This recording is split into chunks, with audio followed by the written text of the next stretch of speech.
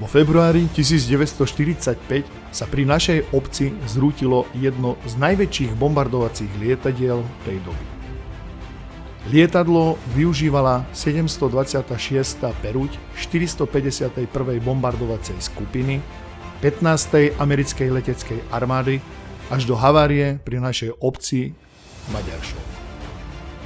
Z tejto udalosti, ktorá zasiahla celú obec, sa dodnes nezachovala ani jedna fotografia či dokument. Bombardéry B-24 boli umiestnené na letiskách leteckej základne Foggia v Taliansku.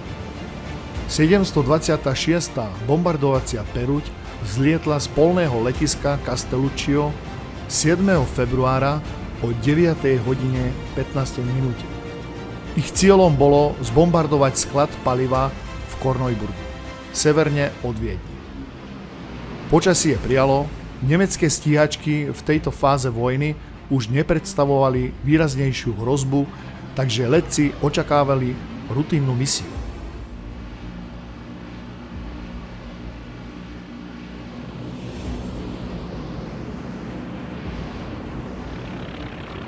B-24 Liberator bol v najväčšom počte vyrobeným bombardérom druhej svetovej vojny. Toto konkrétne lietadlo bolo vyrobené v továrni Ford Motor Company v Detroite. Hoci jeho technické možnosti boli výborné, pre menej odolnú konštrukciu proti nepriateľskej protivzdušnej obrane dostal prezývku aj lietajúca rakva.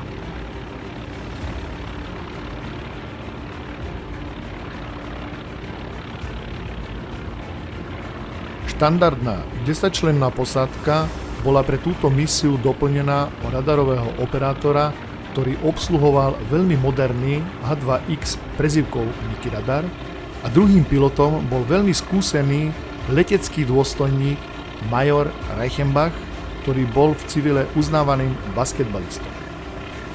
Na palube bolo teda 11 ľudí. 30-ročný Jack Reichenbach bol veliacím dôstojníkom celej 726. letky, takže lietadlo s volacím znakom 75 letelo na čele celej skupiny. Išlo o 186. misiu 451. bombardovacej skupiny.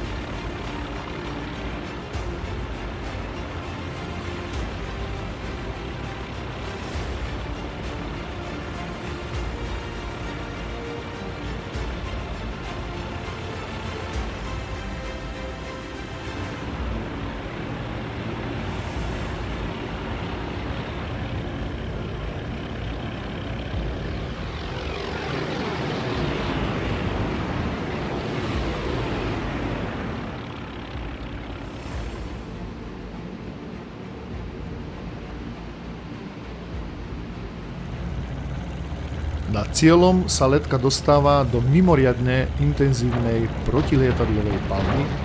Lietadlá sú nútené preletieť takmer nepretržitým ohnivým oblakom. Zatiaľ, čo sa otvárajú pumovnice a stroje sa chystajú uvoľniť svoj náklad, niekoľko strojov z letky je zasiahnutých a začnú padať. Veliteľský stroj je tiež zasiahnutý niekoľkými granátmi. To spôsobí jeho silné naklonenie.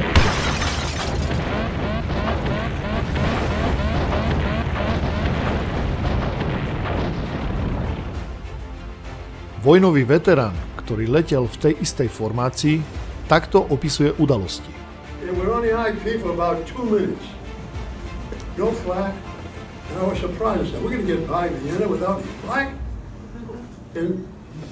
Just before bombs away, a millisecond before bombs away, the sky is black with flak. I mean, it's all over us.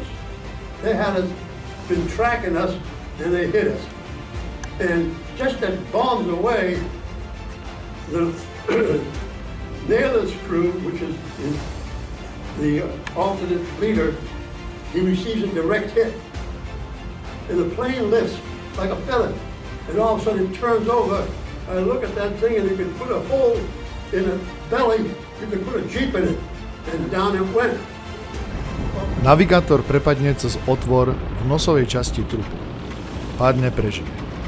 Motor číslo 4 bol otrhnutý z krídla, poškodené boli aj motory 1 a 3. S jediným fungujúcim motorom nebola nádej na návrat do Talianska.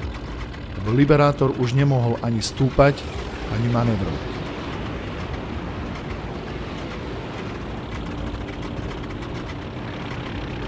Už sa zdalo, že plán sa podarí, ale protilietadlová batéria pri železničnej stanici v Šali si ľahký a nízko letiaci cieľ nenechala ujsť a gulometmi Bofors dokonali skazu už aj tak poškodeného lietadla.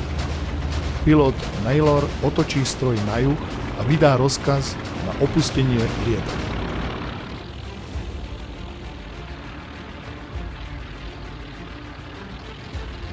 Deväť vojakov úspešne uniklo z rýchlo klesajúceho lietadla, ale jeden ostal z nejasných dôvodov uviaznutý vo vnútri. V dedine blížiaci sa dymiaci a rachotiaci bombardér si obyvatelia všimnú, očití svedkovia otvorené padáky popisujú ako veľké biele lopty vo vzduchu. Jediný písomný záznam prezradza, že lietadlo náhle odbočí nad našou obcou doľava, čím sa vyhne nárazu do domov a kostolnej veže. Ak bol tento manéver vykonaný uviaznutým vojakom, potom tento chlapík zachránil dedinu pred katastrofou. Hoci neexistujú dôkazy o tom, že to tak bolo, ale ani o tom, že to tak nebolo. Týmto vojakom bol 24-ročný John C. Robertson, ktorý zomrel 7. februára 1945 nedaleko obce Selice.